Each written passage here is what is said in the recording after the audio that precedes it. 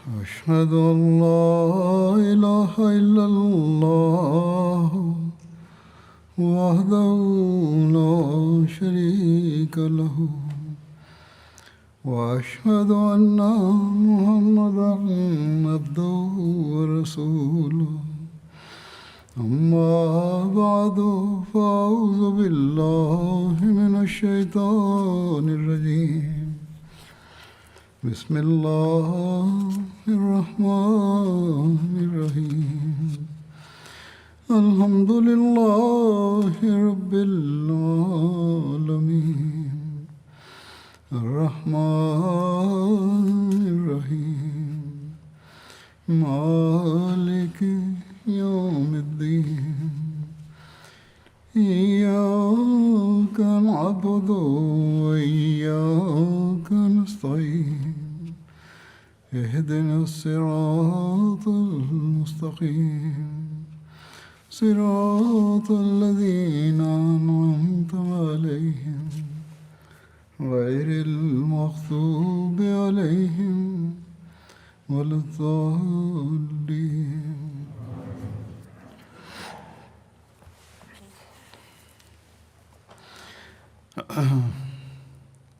حضرت ابو بکر صدیق رضی اللہ تعالیٰ عنہ کے ورنن میں جنگ یمامہ کا ذکر چل رہا تھا۔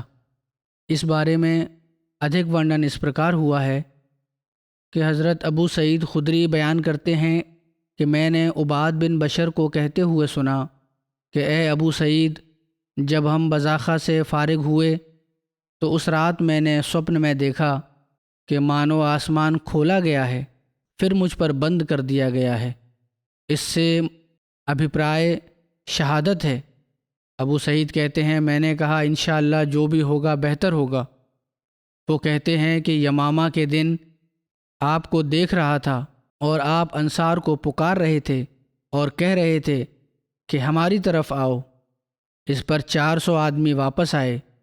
برا بن مالک اور ابو دجانہ اور عباد بن بشر ان میں آگے آگے تھے، یہاں تک کہ وہ سب باغ کے دروازے پر پہنچ گئے۔ میں نے عباد بن بشر کی شہادت کے بعد انہیں دیکھا کہ آپ کے چہرے پر بہت زیادہ تلوار کے نشان تھے۔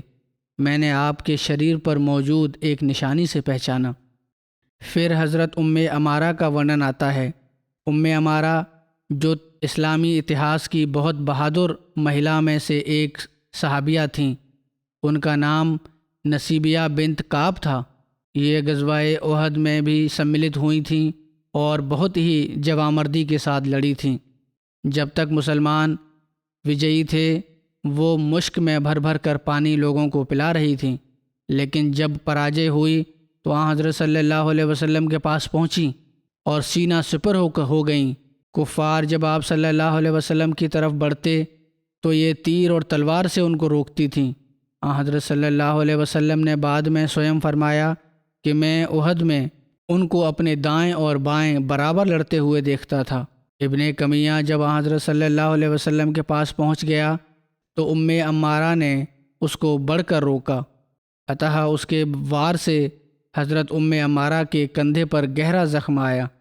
انہوں نے بھی تلوار ماری لیکن وہ دوہری زرہ پہنے ہوئے تھا، اس لیے اس پر کارگر نہ ہوئی۔ بہرحال یہ عمارہ کا ایتہاسک ستھان ہے۔ یہ ورنن کرتی ہیں کہ ان کے بیٹے عبداللہ نے مسیلمہ کذاب کو قتل کیا تھا۔ حضرت عمارہ اس دن سوئم بھی جنگ یمامہ میں سملت ہوئی تھیں اور اس میں ان کا ایک بازو کٹ گیا تھا۔ حضرت عمارہ کے اس جنگ میں سملت ہونے کے کارن یہ ورنن ہوا ہے کہ ان کے بیٹے حبیب بن زید جو حضرت عمرو بن عاص کے ساتھ عمان میں تھے، جب رسول اللہ صلی اللہ علیہ وسلم کا دیہانت ہوا یہ عمان میں تھے اور یہ خبر عمرو تک پہنچی تو وہ عمان سے لوٹے۔ راستے میں مسیلمہ سے ان کا سامنا ہوا۔ حضرت عمرو بن عاص آگے نکل گئے، حبیب بن زید اور عبداللہ بن وہب پیچھے تھے۔ ان دونوں کو مسیلمہ نے پکڑ لیا اور کہا کیا تم گواہی دیتے ہو کہ میں اللہ کا رسول ہوں؟ عبداللہ بن وہب نے کہا ہاں۔ مسیلمہ نے ان کو لوہے کی زنجیروں میں قید کرنے کا آدیش دیا۔ ان کو وشواس نہیں ہوا۔ ان کے من میں وچار تھا کہ شاید جان بچانے کے لیے کہہ رہے ہیں۔ بہرحال پھر حبیب بن زید سے کہا گیا کیا تم گواہی دیتے ہو کہ میں اللہ کا رسول ہوں؟ مسیلمہ نے کہا، انہوں نے اتر دیا کہ میں سنتا نہیں۔ اس نے پھر کہا، کیا تم گواہی دیتے ہو کہ محمد اللہ کے رسول ہیں؟ آپ نے کہا ہاں۔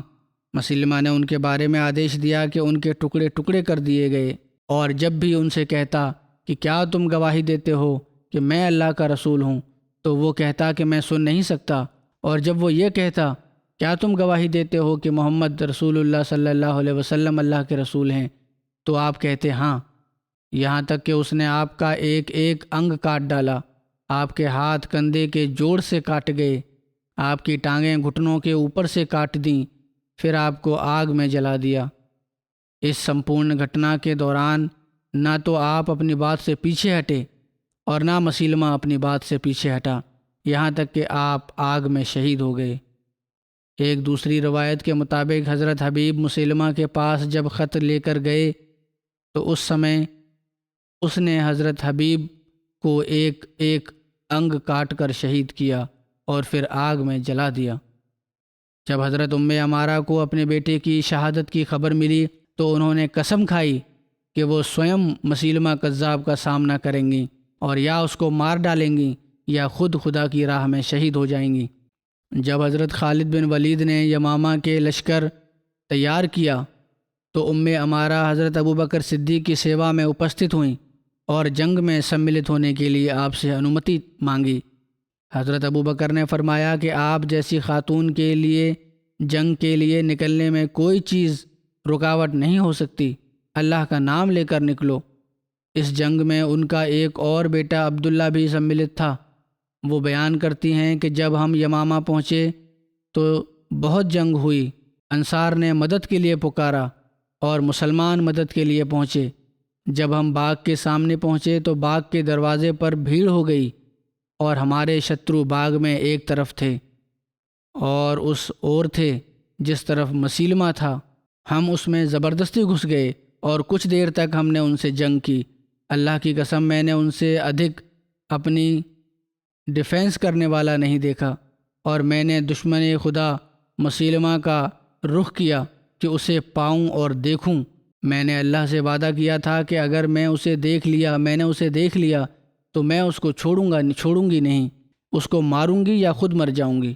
لوگ آپس میں حملہ آور ہوئے، ان کی تلواریں آپس میں ٹکرانے لگیں، مانو کہ وہ بہرے ہو گئے، اور سوائے تلوار کے وار کی اپنی آواز کی اور کوئی آواز سنائی نہیں دے رہی تھی۔ یہاں تک کہ میں نے اللہ کے دشمن کو دیکھا، میں نے اس پر حملہ کر دیا۔ ایک ویکتی میرے سامنے آیا، اس نے میرے ہاتھ پر تلوار ماری اور اسے کاٹ دیا۔ اللہ کی قسم میں ڈگمگائی نہیں تاکہ میں اس خبیث تک پہنچ جاؤں، اور وہ زمین پر پڑا تھا، اور میں نے اپنے بیٹے عبداللہ کو وہاں پایا، اس نے اسے مار دیا تھا۔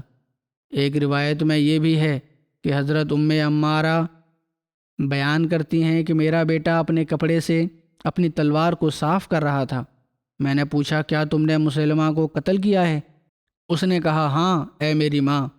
میں نے اللہ کے سامنے سجدہ شکر کیا، اور حضرت عمارہ کہتی ہیں کہ اللہ نے دشمنوں کی جڑ کاٹ دی۔ جب جنگ سماپت ہوئی اور میں اپنے گھر واپس لوٹی تو حضرت خالد بن ولید ایک عرب وید کو میرے پاس لے آئے۔ اس نے ابلتے ہوئے تیل کے ساتھ میرا علاج کیا۔ اللہ کی قسم یہ علاج میرے لیے ہاتھ کٹنے سے ادھک کشٹ دائق تھا۔ حضرت خالد میرا بہت زیادہ خیال رکھتے تھے اور ہم سے سدویوہار کرتے تھے، ہمارا حق ہمیشہ یاد رکھتے تھے اور ہمارے بارے میں نبی کریم صلی اللہ علیہ وسلم کی وصیت کا خیال رکھتے تھے۔ عباد کہتے ہیں کہ میں نے کہا اے میری دادی، کیا جنگ یمامہ میں مسلمانوں کے زخمیوں کی سنکھیا بہت ادھک تھی؟ ان سے سوال پوچھا۔ انہوں نے کہا ہاں اے میرے بیٹے، اللہ کا دشمن مارا گیا اور مسلمان سب کے سب بھی زخمی تھے۔ میں نے اپنے دونوں بھائیوں کو اس حال میں زخمی دیکھا کہ ان میں زندگی کی کوئی نشانی باقی نہیں تھی۔ لوگ یمامہ میں 15 دن ٹھہرے، جنگ سماپت ہو چکی تھی، اور زخموں کی وجہ سے انصار اور مہاجرین میں سے بہت تھوڑی سنکھیا حضرت خالد کے ساتھ نماز ادا کرتی تھی۔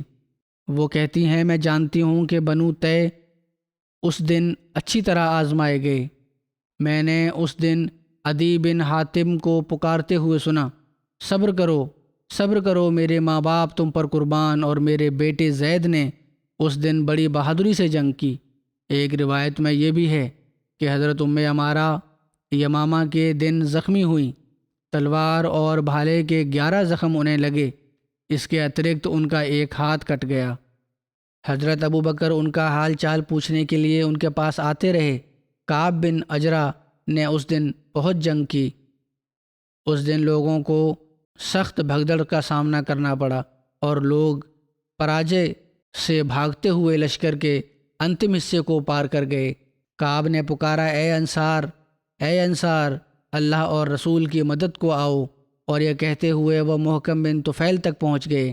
محکم نے ان پر ایک وار کیا اور ان کا بایاں ہاتھ کاٹ دیا۔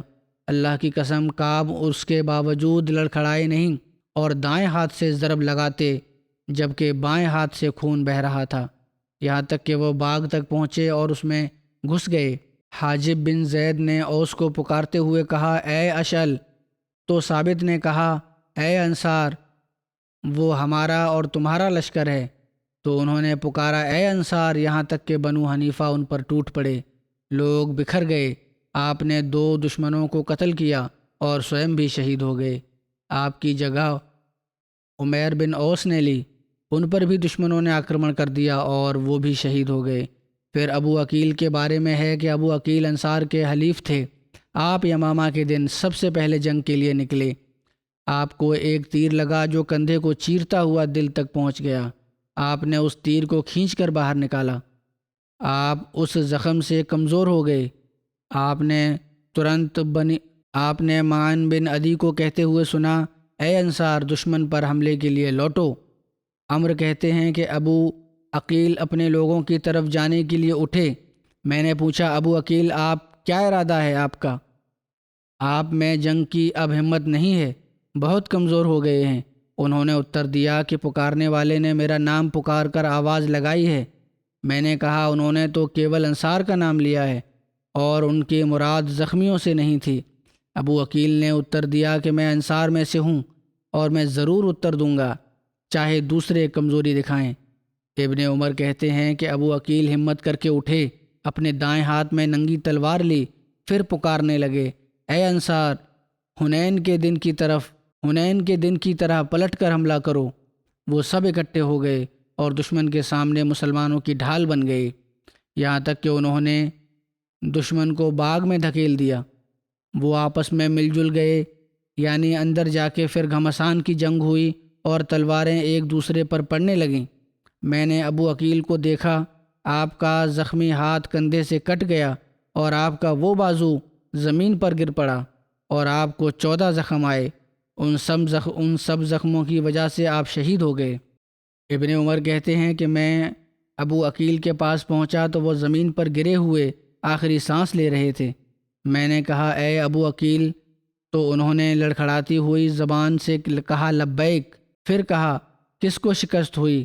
میں نے بلند آواز سے کہا، خوشخبری ہو، اللہ کا شترو مسیلمہ مارا گیا۔ انہوں نے الحمدللہ کہتے ہوئے اپنی انگلی آسمان کی طرف اٹھائی اور جان دے دی۔ ابن عمر کہتے ہیں، میں نے اپنے پتا حضرت عمر کو ان کا یہ سارا واقعہ بتایا تو انہوں نے فرمایا، اللہ ان پر رحم کرے، وہ ہمیشہ شہادت کی امید رکھتے تھے، اور میرے گیان کے مطابق وہ رسول کریم صلی اللہ علیہ وسلم کے کچھ چنندہ صحابہ میں سے تھے اور ان میں سے اسلام لانے میں پراچین تھے۔ مجاہ بن مرارہ یہ بنو حنیفہ کا سردار تھا، اس کا پہلے ورنن ہو چکا ہے۔ اس نے ایک دن معن بن عدی کا ورنن کیا کہ وہ رسول اللہ صلی اللہ علیہ وسلم کے زمانے میں میرے پاس آیا کرتے تھے، اس دوستی کی وجہ سے جو میرے اور اس کے درمیان پرانی تھی۔ مجاہ کہتے ہیں کہ جب وہ حضرت ابوبکر کے پاس جنگ یمامہ کے ختم ہونے کے بعد وفد میں آئے تو حضرت ابوبکر ایک دن شہداء کی قبروں کی زیارت کے لیے اپنے ساتھیوں کے ساتھ جا رہے تھے۔ میں بھی ان کے ساتھ نکلا، یہاں تک کہ حضرت ابوبکر اور آپ کے ساتھی 70 صحابہ کی قبروں پر گئے۔ میں نے کہا، اے خلیفہ رسول، میں نے جنگ یمامہ میں سملت ہونے والے صحابہ سے زیادہ کسی کو تلواروں کے واروں کے سامنے ثابت قدم رہنے والا، ڈٹے رہنے والا نہیں دیکھا، اور نہ ان سے زیادہ بھینکر حملہ کرنے والا کوئی دیکھا۔ میں نے ان میں ایک ویکتی کو دیکھا، اللہ ان پر رحم کرے، میری ان کی دوستی تھی۔ حضرت ابو بکر پہچان گئے۔ آپ نے فرمایا کہ معن بن عدی؟ میں نے کہا کہ ہاں، اور حضرت ابو بکر میری اور ان کی دوستی کو جانتے تھے۔ آپ نے فرمایا اللہ ان پر رحم کرے، تم نے ایک صالح ویکتی کا ورنن کیا ہے۔ میں نے کہا اے خلیفہ رسول، مانو میں اب بھی کلپنا کی آنکھوں میں ان کو دیکھ رہا ہوں، اور میں خالد بن ولید کے خیمے میں بندھا ہوا تھا۔ مسلمانوں کے قدم اکھڑ گئے اور اس سختی سے قدم اکھڑے کہ میں نے سمجھا کہ اب ان کے قدم دوبارہ جم نہیں سکیں گے، اور مجھے یہ برا لگا۔ حضرت ابو بکر نے فرمایا بخدا کیا سچ میں تمہیں برا لگا تھا؟ کیونکہ یہ مرتد ہو گیا تھا اور اسی لیے قید کیا گیا تھا۔ بہرحال کہتے ہیں میں نے کہا کہ اللہ کی قسم مجھے یہ برا لگا۔ حضرت ابو بکر نے فرمایا کہ اس پر میں اللہ کی حمد کرتا ہوں۔ مجاہ کہتے ہیں کہ میں نے معن بن عدی کو دیکھا، وہ سر پر سرخ کپڑا پہنے ہوئے پلٹ کر حملہ کر رہے تھے، تلوار کندھے پر رکھی ہوئی تھی اور اس نے خون ٹپک رہا تھا۔ وہ پکار رہے تھے کہ اے انصار، پوری طاقت سے حملہ کرو۔ مجاہ کہتے ہیں کہ انصار نے پلٹ کر حملہ کیا اور اتنا بھینکر حملہ کیا کہ انہوں نے دشمن کے قدم اکھاڑ دیے۔ میں خالد بن ولید کے ساتھ چکر لگا رہا تھا۔ میں بنو حنیفہ کے قتل کیے ہوئے لوگوں کو پہچانتا تھا۔ میں انصار کو بھی دیکھ رہا تھا، وہ شہید ہو کر گرے ہوئے تھے۔ حضرت ابو بکر یہ سن کر رو پڑے، یہاں تک کہ آپ کی پوتر داڑھی آنسوؤں سے بھیگ گئی۔ ابو سعید خدری سے روایت ہے کہ جب ظہر کا سمے آیا تو میں باغ میں داخل ہوا اور شدید جنگ ہو رہی تھی۔ حضرت خالد بن ولید نے مؤذن کو آدیش دیا، اس نے باغ کی دیوار پر ظہر کی اذان دی۔ لوگ لڑائی کی وجہ سے تکلیف میں تھے، یہاں تک کہ عصر کے بعد جنگ سماپت ہو گئی تو حضرت خالد نے ہمیں ظہر اور عصر کی نماز پڑھائی۔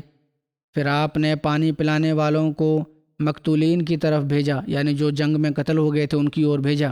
میں ان کے ساتھ چکر لگانے لگا۔ میں ابو عقیل کے پاس سے گزرا، انہیں 15 زخم لگے تھے۔ انہوں نے مجھ سے پانی مانگا، میں نے انہیں پانی پلایا تو ان کے تمام زخموں سے پانی بہہ نکلا اور وہ شہید ہو گئے۔ میں بشر بن عبداللہ کے پاس سے گزرا، وہ اپنی جگہ پر بیٹھے ہوئے تھے۔ انہوں نے مجھ سے پانی مانگا، میں نے انہیں پانی پلایا، وہ بھی شہید ہو گئے۔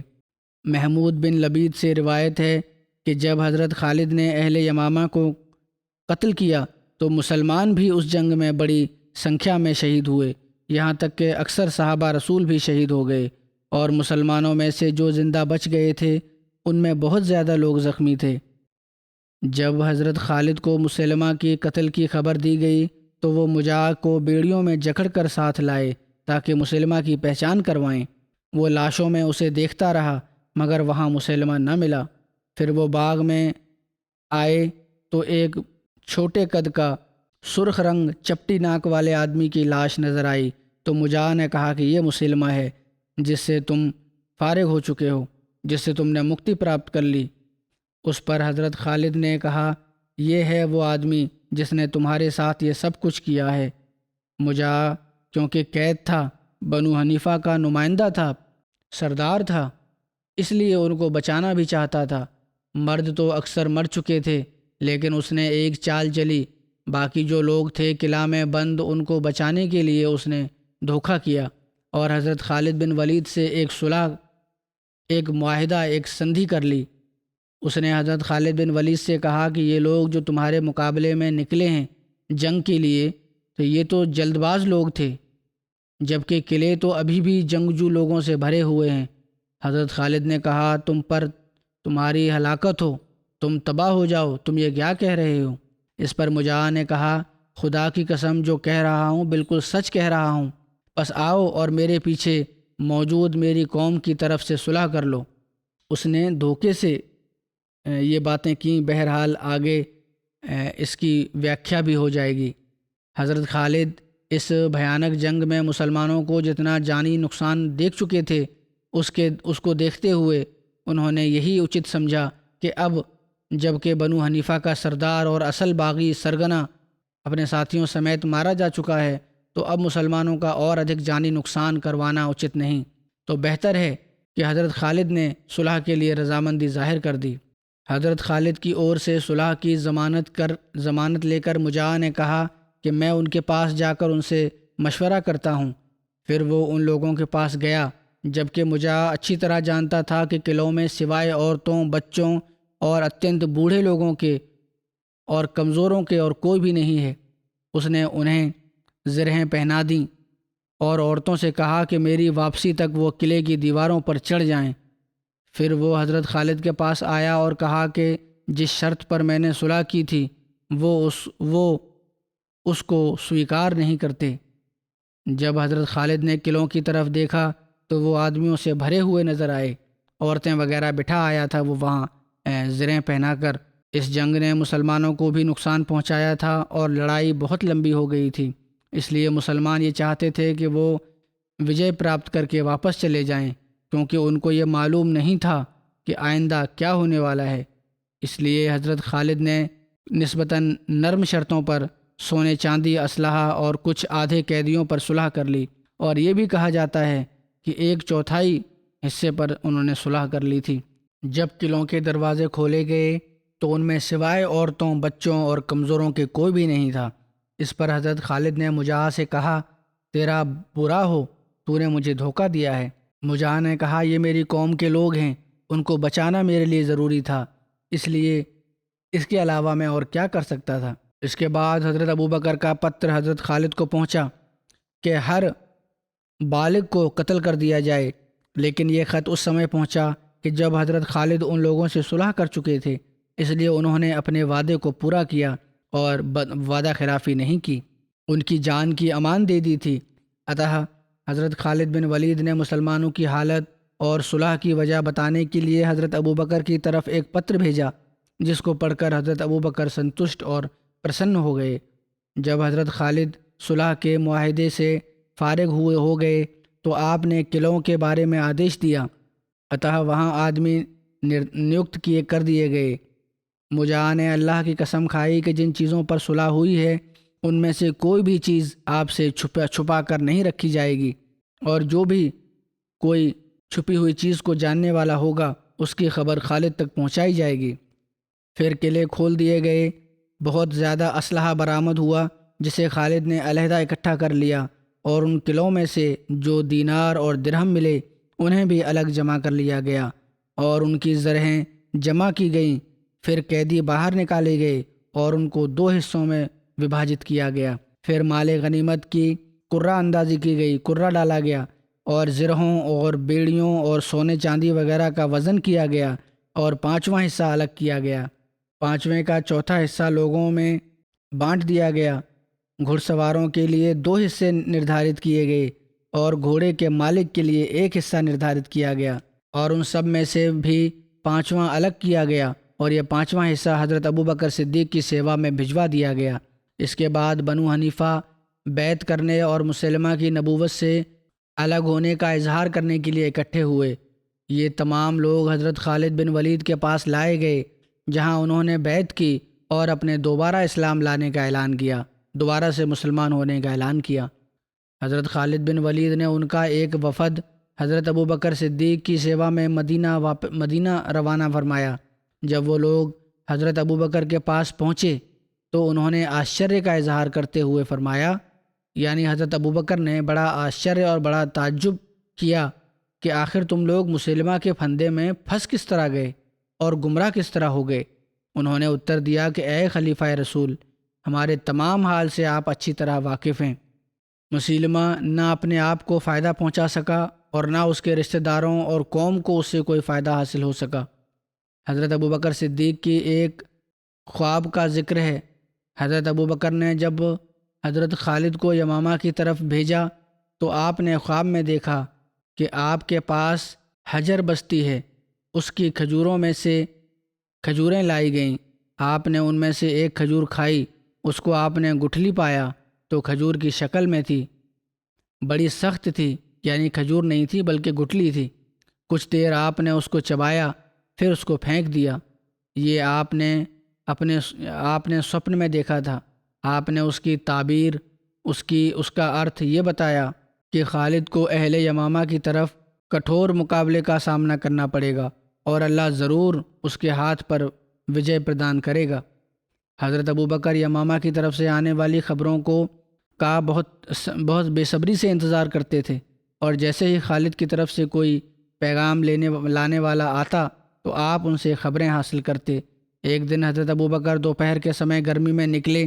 آپ سرار نامی استھان کی اور جانا چاہتے تھے جو مدینہ سے 3 میل کی دوری پر تھا۔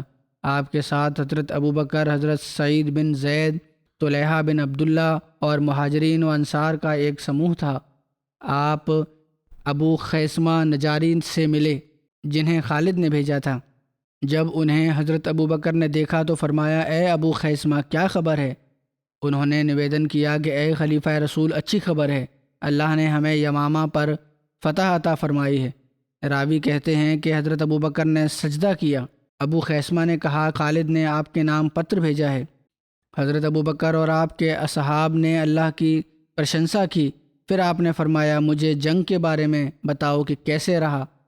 ابو خیثمہ آپ کو بتانے لگے کہ خالد نے کیا کیا کیا اور کیسے اپنے ساتھیوں کی صفیں باندھیں، قطار بندی کی، اور کس طرح مسلمانوں کو پراجے پہنچی اور کون کون ان میں شہید ہوئے۔ حضرت ابوبکر انا للہ و انا الیہ راجعون پڑھنے لگے اور ان کے لیے رحم کی دعا کرنے لگے۔ ابو خیثمہ نے اور ادھک بتایا کہ اے خلیفہ رسول صلی اللہ علیہ وسلم، ہم دیہاتی ہیں، انہوں نے ہمیں شکست دی، پراجے دی، ہمارے ساتھ وہ کیا جو ہم اچھا نہیں سمجھتے تھے۔ اس کے بعد اللہ نے ہمیں ان پر وجے پردان کی۔ حضرت ابوبکر نے فرمایا، جو خواب میں نے دیکھی تھی میں اس کو سخت ناپسند کرتا تھا، اور میرے دل میں یہ خیال پیدا ہوا کہ خالد کو اوشیہ سخت جنگ کا سامنا کرنا پڑے گا، اور کاش خالد نے ان لوگوں سے صلح نہ کی ہوتی اور ان کو تلوار کی دھار پر رکھا ہوتا۔ ان شہیدوں کے بعد یمامہ والوں میں سے کسی نے کسی کے زندہ رہنے کا کیا حق ہے؟ فرمایا کہ اپنے اس مسلمہ کذاب کی وجہ سے وہ قیامت تک آزمائش میں رہیں گے، یعنی یہ لوگ جو اس کے ساتھی تھے، سوائے اس کے کہ اللہ انہیں بچا لے۔ اس کے بعد اہل یمامہ کا گروہ حضرت خالد کے ساتھ حضرت ابوبکر کی سیوا میں اپستت ہوا۔ قتل ہونے والوں کی سنکھیا کے بارے میں کہا جاتا ہے کہ اس جنگ میں قتل ہونے والے مرتدین کی سنکھیا لگ بھگ 10,000 تھی، اور ایک روایت میں 21,000 بھی بیان ہوئی ہے، جبکہ 500 یا 600 کے قریب مسلمان شہید ہوئے۔ کچھ روایتوں میں جنگ یمامہ میں شہید ہونے والے مسلمانوں کی سنکھیا 700، 1200 اور 1700 بھی ورنن ہوئی ہے۔ ایک روایت کے مطابق اس جنگ میں شہید ہونے والوں میں 700 سے ادھک حافظ قرآن تھے۔ ان شہیدوں میں بڑے بڑے کبار صحابہ اور حفاظ قرآن بھی سملت تھے، جن کا مقام اور درجہ مسلمانوں میں بہت بلند تھا۔ ان کی شہادت ایک بہت شوق پورن گھٹنا تھی، لیکن ان حافظ قرآنوں کی شہادت کی وجہ سے جب جمع قرآن کا کام شروع ہوا، قرآن کو اکٹھا کرنے کا کام شروع ہوا۔ ان شہیدوں میں کچھ مشہور صحابہ کے نام یہ تھے: حضرت زید بن خطاب، حضرت ابو حذیفہ بن ربیعہ، حضرت سالم مولا ابو حذیفہ، حضرت خالد بن اسید، حضرت حکم بن سعید، حضرت طفیل بن عمرو دوسی، حضرت زبیر بن عوام کے بھائی حضرت صائب بن عوام، حضرت عبداللہ بن حارث بن قیس، حضرت عباد بن حارث، حضرت عباد بن بشر، حضرت مالک بن اوس، حضرت سراقہ بن کعب، حضرت معن بن عدی خطیب رسول اللہ صلی اللہ علیہ وسلم، حضرت ثابت بن قیس بن شماس، حضرت ابو دجانہ رئیس المنافقین، عبداللہ بن ابی بن سلول کے مومن صادق فرزند حضرت عبداللہ بن عبداللہ، اور حضرت یزید بن ثابت خزرجی۔ کچھ اتہاسکاروں کے نکٹ جنگ یمامہ ربیع الاول 12 ہجری کو ہوئی، جبکہ کچھ کا کتھن ہے کہ یہ 11 ہجری کے انت میں ہوئی۔ ان دونوں کتھنوں کی سمانتا اس طرح ہو سکتی ہے کہ اس جنگ کا آرمبھ 11 ہجری میں ہوا ہو اور اس کا انت 12 ہجری میں ہوا ہو۔ حضرت مسلم موعود رضی اللہ تعالیٰ عنہ بیان فرماتے ہیں کہ جن لوگوں نے دعویٰ کیا اور جن سے صحابہ نے جنگ کی، وہ سب کے سب ایسے تھے جنہوں نے اسلامی حکومتوں سے بغاوت کی تھی اور اسلامی حکومت کے خلاف اعلان جنگ کیا تھا۔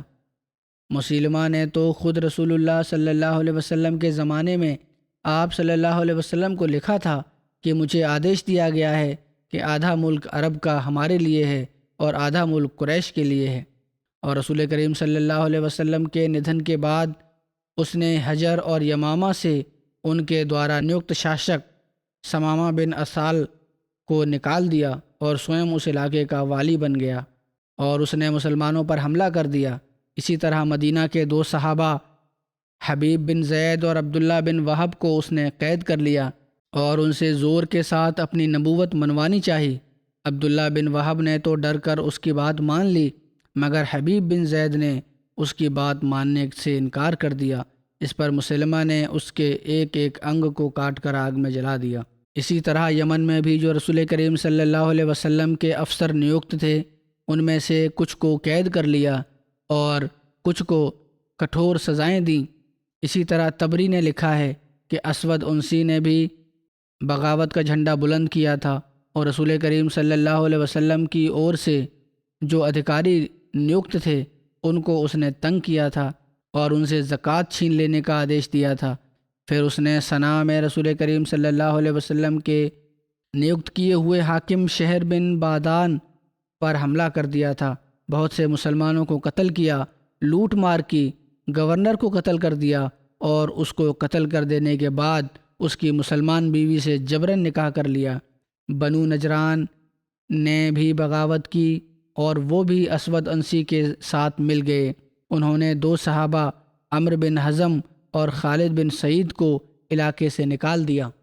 ان گھٹناؤں سے اسپشٹ ہے کہ نبوت کے دعوے داروں کا مقابلہ اس وجہ سے نہیں کیا گیا تھا کہ وہ رسول کریم صلی اللہ علیہ وسلم کی امت میں سے نہیں، نبی ہونے کے دعوے دار تھے، رسول کریم صلی اللہ علیہ وسلم کے دین کی اشاعت کے مدعی تھے، دھرم کے پرچار پرسار کے مدعی تھے، بلکہ صحابہ نے ان سے اس لیے جنگ کی تھی کہ وہ شریعت اسلامیہ کو منسوخ کر کے اپنے قانون جاری کرتے تھے اور اپنے اپنے علاقے کی حکومت کے دعوے دار تھے، اور صرف علاقے کی حکومت کے دعوے دار ہی نہیں تھے بلکہ انہوں نے صحابہ کو قتل کیا، اسلامی ملکوں پر چڑھائیاں کیں، قائم حکومت بنی بنائی حکومت کے خلاف بغاوت کی اور اپنی آزادی کا اعلان کیا۔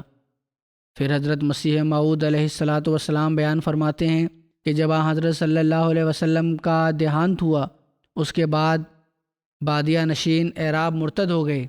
ایسے نازک سمے کی حالت کو حضرت عائشہ نے یوں ورنن کیا ہے کہ پیغمبر خدا صلی اللہ علیہ وسلم کا دیہانت ہو چکا تھا اور کچھ جھوٹے نبوت کے مدعی پیدا ہو گئے ہیں، اور کچھ نے نمازیں چھوڑ دیں اور رنگ بدل گیا ہے۔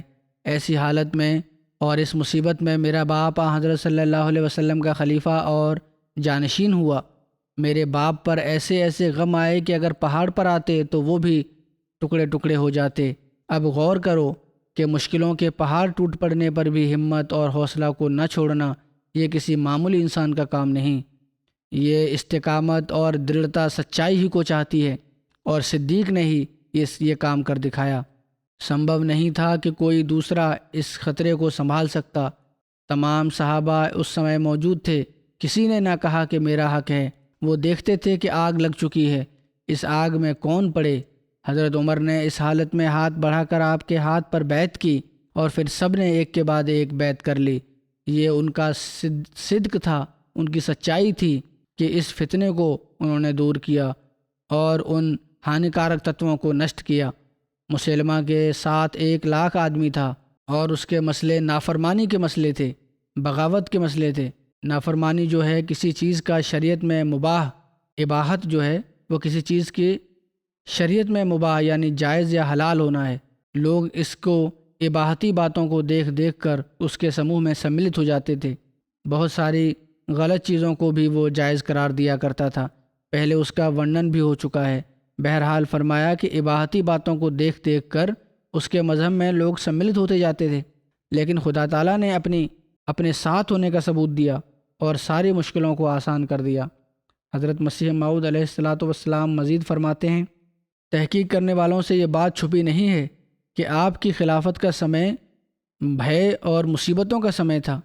اتہ جب رسول اللہ صلی اللہ علیہ وسلم کا ندھن ہوا تو اسلام اور مسلمانوں پر مصیبتیں ٹوٹ پڑیں، بہت سے منافق مرتد ہو گئے اور مرتدوں کی زبانیں لمبی ہو گئیں، اور افطرا جھوٹ گڑھنے والوں کے ایک گروہ نے دعوی نبوت کر دیا، اور اکثر دیہاتی لوگ ان کے ارد گرد جمع ہو گئے، یہاں تک کہ مسلمہ کذاب کے ساتھ 1,00,000 کے قریب جاہل اور بد کردار آدمی مل گئے، اور فتنے بھڑک اٹھے اور مصیبتیں بڑھ گئیں، اور آفتوں نے دور اور نکٹ کا احاطہ کر لیا، گھیراؤ کر لیا، اور مومنوں پر ایک شدید زلزلہ آ گیا۔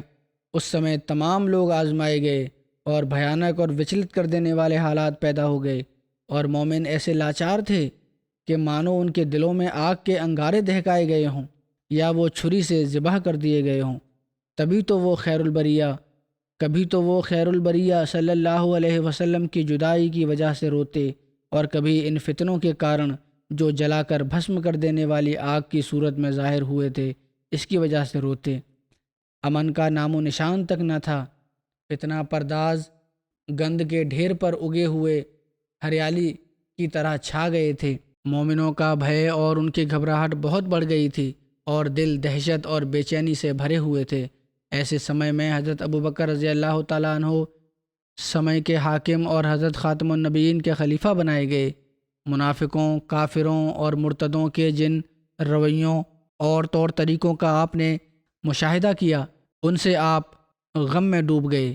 آپ اس طرح روتے جیسے ساون کی جھڑی لگی ہو، اور آپ کے آنسو بہتے چشمے کی طرح بہنے لگتے، اور آپ رضی اللہ تعالیٰ عنہ اپنے اللہ سے اسلام اور مسلمانوں کی بھلائی کی دعا مانگتے۔ حضرت عائشہ رضی اللہ تعالیٰ عنہ سے مروی ہے، آپ فرماتی ہیں کہ جب میرے پتا خلیفہ بنائے گئے اور اللہ نے انہیں امارت دی، تو خلافت کے آرمبھ ہی میں آپ نے ہر طرف سے فتنوں کے اٹھنے اور جھوٹے نبوت کے دعوے داروں کی سرگرمیوں اور منافق مرتدوں کی بغاوت کو دیکھا۔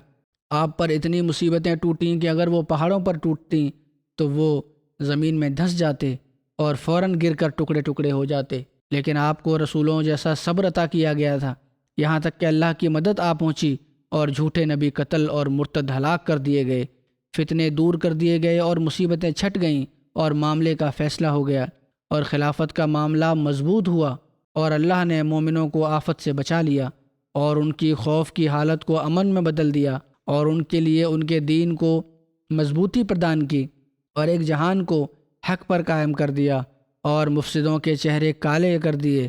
اپنا وعدہ پورا کیا اور اپنے بندے حضرت ابو بکر صدیق کی سہایتا کی، اور سرکش سرداروں اور بتوں کو تباہ و برباد کر دیا، اور کفار کے دلوں میں ایسا رعب ڈال دیا کہ وہ پراست ہو گئے، اور آخر انہوں نے توبہ کر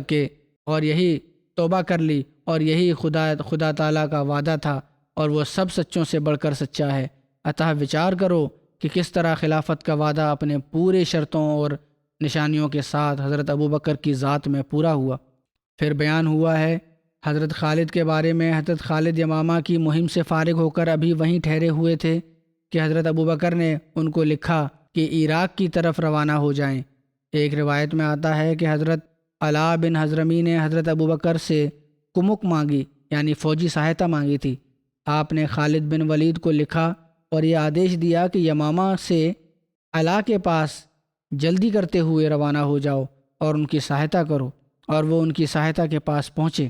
حتم کو قتل کیا، پھر ان کے ساتھ مل کر خوت کا محاصرہ گھیراؤ کیا۔ خوت بھی بحرین میں قبیلہ عبد قیس کا ایک محلہ ہے جہاں بہت کثرت سے کھجوریں ہوتی تھیں۔ اس کے بعد حضرت ابوبکر نے انہیں عراق کی طرف کوچ کرنے کا آدیش دیا، اور انہوں نے بحرین سے ادھر کوچ کیا۔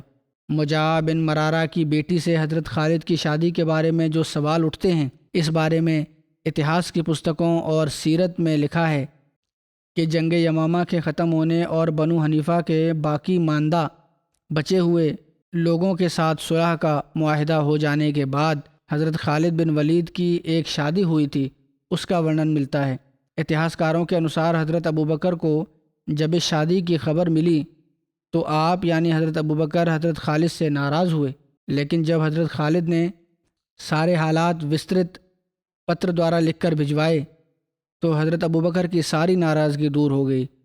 اس کی تفصیلات کے مطابق صلح ہو جانے کے بعد خالد رضی اللہ تعالیٰ عنہ نے مجاع سے یہ مانگ کی کہ وہ اپنی بیٹی کی شادی آپ سے کر دے۔ مجاع کو مالک بن نویرہ کی بیوی لیلہ ام تمیم کا واقعہ اور حضرت ابوبکر کا حضرت خالد سے شادی کی ناراضگی کا علم تھا، عطا اس نے کہا کہ رک جائیے، آپ میری کمر توڑ دینے کا باعث بنیں گے، کارن بنیں گے، اور خود بھی حضرت ابوبکر کے کرودھ سے بچ نہ سکیں گے۔ لیکن حضرت خالد رضی اللہ تعالیٰ عنہ نے کہا تو اپنی بیٹی کی شادی مجھ سے کر دے، عطا اس نے اپنی بیٹی کی شادی آپ سے کر دی۔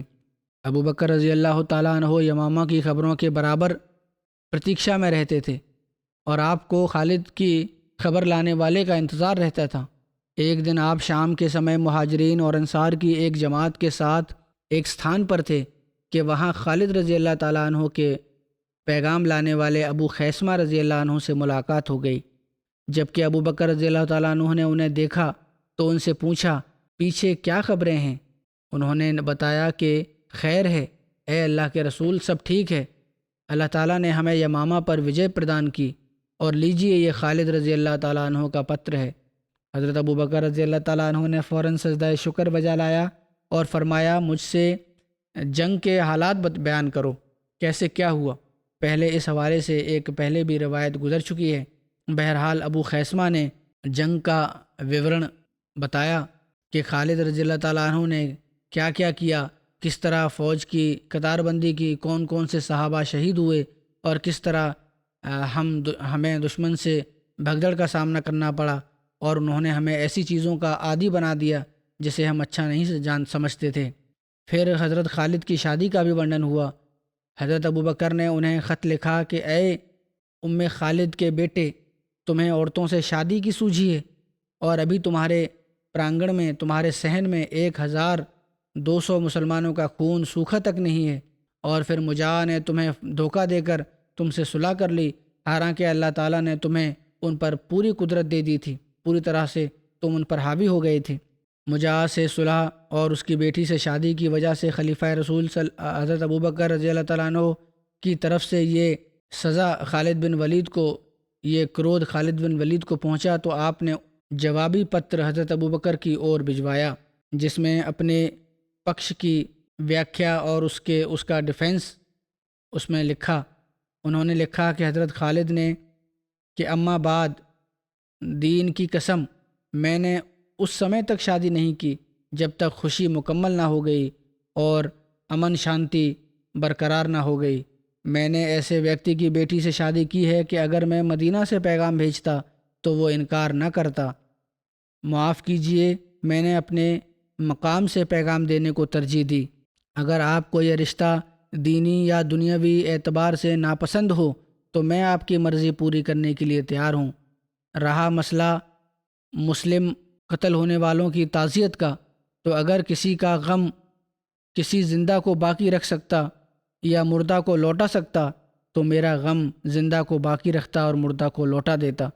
میں نے اس طرح حملہ کیا کہ زندگی سے مایوس ہو گیا اور موت کا وشواس ہو گیا تھا۔ اور رہا مسئلہ مجاہ کے فریب، مجاہ کے دھوکے دینے کا، تو میں نے اپنی رائے میں غلطی نہیں کی، لیکن مجھے غیب کا علم نہیں ہے۔ جو کچھ اللہ نے کیا مسلمانوں کے حق میں بہتر کیا، انہیں زمین کا وارث بنایا، اور انجام کار متقیوں کے لیے ہے۔ جب یہ پتر حضرت ابوبکر رضی اللہ تعالیٰ عنہ کو پراپت ہوا تو آپ کا غصہ جاتا رہا، اور قریش کی ایک جماعت نے اور جو حضرت خالد کا خط لے کر آیا تھا اس نے بھی حضرت خالد کی طرف سے کھما یاچنا کی، تو حضرت ابوبکر نے فرمایا تم سچ کہہ رہے ہو، اور حضرت خالد کی اسپشٹیکرن اور وضاحت کو آپ نے سویکار کیا۔ باقی انشاءاللہ آئندہ ورنن ہوگا۔ ایک قصہ تو سماپت ہو گیا مرتدین کا۔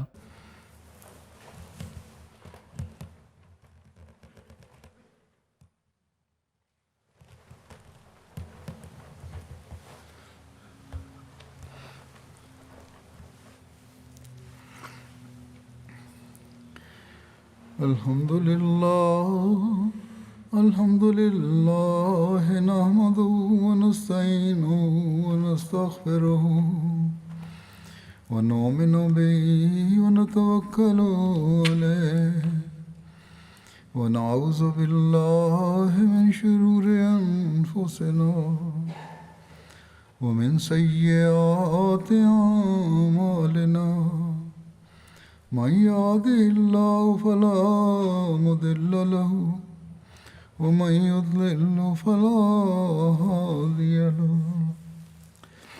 ونشهد أن لا إله إلا الله ونشهد أن محمدا عبده ورسوله عباد الله رحمكم الله إن الله يأمر بالعدل والإحسان وإيتاء ذي القربى وينهى عن الفحشاء والمنكر والبغي يعظكم لعلكم تذكرون اذكروا الله يذكركم وادعوه يستجب لكم ولذكر الله أكبر.